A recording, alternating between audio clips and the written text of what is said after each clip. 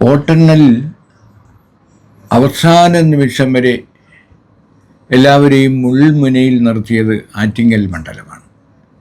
ആറ്റിങ്ങൽ ഇടതുപക്ഷത്തിൻ്റെ കോട്ടയാണ്. വർക്കല MLAയും CPMൻ്റെ ജില്ലാ സെക്രട്ടറിയുമായ വി ജോയി അവസാന നിമിഷം വരെയും അടൂർ പ്രകാശുമായി ഇഞ്ചോടിഞ്ച് പോരാടി. അതേസമയം ചെമ്മരിയാടുകളെ തമ്മിൽ ഇടിപ്പിച്ച് മധ്യത്തിൽ നിന്നിരുന്ന BJP സ്ഥാനാർത്ഥി മുൻ കേന്ദ്രമന്ത്രി വി മുരളീധരൻ ചരിത്രത്തിലെ ഏറ്റവും വലിയ വോട്ടാണ് ആറ്റിങ്ങിൽ നേടിയത്. ഏറ്റവും ഒടുവിൽ അടൂർ പ്രകാശ്, മുൻ മന്ത്രി അടൂർ പ്രകാശ് 1708 വോട്ടിനാണ് വിജയിയായത്.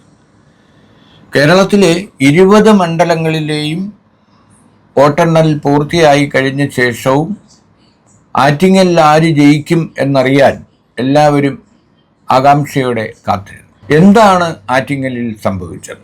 വളരെ കാലമായി CPMൻ്റെ MPമാർ MLAമാർ വിജയിക്കുന്ന അവരുടെ ഈറ്റില്ലമായ ആറ്റിങ്ങൽ പാർലമെൻറ്റ് മണ്ഡലം കഴിഞ്ഞ തെരഞ്ഞെടുപ്പിലാണ്, 2019 തെരഞ്ഞെടുപ്പിലാണ് അടൂർ പ്രകാശ് ആദ്യമായി അട്ടിമറി വിജയം നേടിയത്.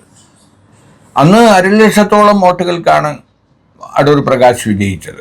ഇന്നാകട്ടെ അദ്ദേഹത്തിന് ഇഞ്ചോടിഞ്ച് പോരാടി വിജയം ഉറപ്പിക്കേണ്ടി വന്നു. അപ്പോൾ എനിക്ക് തോന്നുന്നത് തിരുവനന്തപുരത്ത് ശശി തരൂരും രാജീവ് ചന്ദ്രശേഖറുമായി പല ഘട്ടങ്ങളിലും രാജീവ് ചന്ദ്രശേഖർ വിജയിച്ചു നിൽക്കുന്ന അന്തരീക്ഷമുണ്ടായി. തൃശ്ശൂരിൽ വലിയ വിജയം സുരേഷ് ഗോപി നേടി.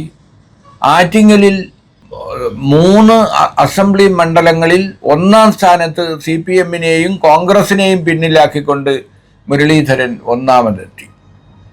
അപ്പോൾ ഈ പറഞ്ഞ തിരുവനന്തപുരം, തൃശ്ശൂർ, ആറ്റിങ്ങൽ മണ്ഡലങ്ങളിൽ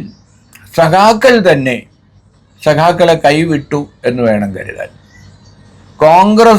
കോൺഗ്രസ്സുകാരായ ആളുകളും കോൺഗ്രസിനെ കുറേയെല്ലാം മറന്നു എന്ന് കരുതണം.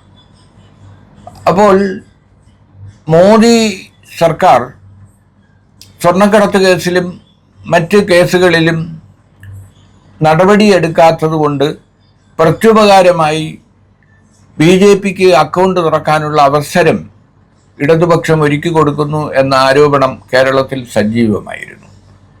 ആ ആരോപണം ഏതാണ്ട് ശരിയാണെന്ന് തെളിയിക്കുന്നതാണ് ആറ്റിങ്ങലിലെ കഷ്ടിച്ചുള്ള അടൂർ പ്രകാശിൻ്റെ വിജയം. കാരണം കേന്ദ്രമന്ത്രിയായിരുന്ന വി മുരളീധരൻ ഇവിടെ പിടിച്ചിരിക്കുന്നത് 3,11,000 വോട്ടുകളാണ്.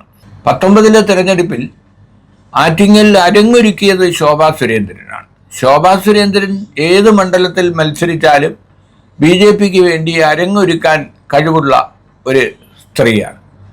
അവർ പാലക്കാട് മത്സരിച്ചപ്പോൾ 2ാം സ്ഥാനത്തെത്തി. ആലപ്പുഴയിൽ ഇപ്പോൾ ഓളമുണ്ടാക്കി. കഴിഞ്ഞ തിരഞ്ഞെടുപ്പിൽ ആറ്റിങ്ങലിലും മത്സരിച്ച് 2ാം സ്ഥാനത്തെത്തി. ആ 2ാം സ്ഥാനം ഉറപ്പാക്കിയ ശോഭാ സുരേന്ദ്രൻ ഇളക്കി മറിച്ച സ്ഥലത്താണ് ഇപ്പോൾ വി മുരളീധരൻ ഈ നേട്ടം കൊയ്തിരിക്കുന്നത്. എന്തു തന്നെയായാലും ഇടത് മുന്നണിയുടെ അല്ലെങ്കിൽ CPMൻ്റെ കാൽച്ചുവട്ടിലെ മണ്ണ് ഒഴുകിപ്പോകുന്നു എന്നതിന് തെളിവാണ് കേരളത്തിലെ 20 മണ്ഡലങ്ങളിൽ BJPക്ക് 1, LDFന് 1 എന്ന അതിദയനീയമായ, പരമദയനീയമായ ഒരു ഫലത്തിലേക്ക് കൊണ്ടെത്തിച്ചിരിക്കുന്നത്. ഇനി അടൂർ പ്രകാശിനെ കുറിച്ച്. അടൂർ പ്രകാശ് ഒരിക്കലും തോൽവി അറിഞ്ഞിട്ടില്ലാത്ത നേതാവാണ്. 3 പ്രാവശ്യം MLAയായും മന്ത്രിയായും ഒക്കെ വിജയിച്ച അടൂർ പ്രകാശിനെ ആറ്റിങ്ങൽ തിരിച്ചു പിടിക്കാനാണ് കഴിഞ്ഞ തെരഞ്ഞെടുപ്പിൽ ആറ്റിങ്ങലിലേക്ക് നിയോഗിച്ചത്. K അനിരുദ്ധൻ്റെ മകനായ സമ്പത്ത് അവിടെ വളരെ സ്വാധീനമുള്ള 2 വട്ടം MP ആയ സർവസമ്മതനായ സ്ഥാനാർത്ഥിയായിരുന്നു എ സമ്പത്തിനെ പരാജയപ്പെടുത്തിക്കൊണ്ടാണ് അടൂർ പ്രകാശ് തുടക്കം കുറിച്ചത്. ഇപ്പോൾ ഇതാ വി ജോയി എന്ന് പറയുന്ന വർക്കല MLAയും CPMൻ്റെ ജില്ലാ സെക്രട്ടറിയുമായ ജോയിയെയും പരാജയപ്പെടുത്തിയിരിക്കുന്നു.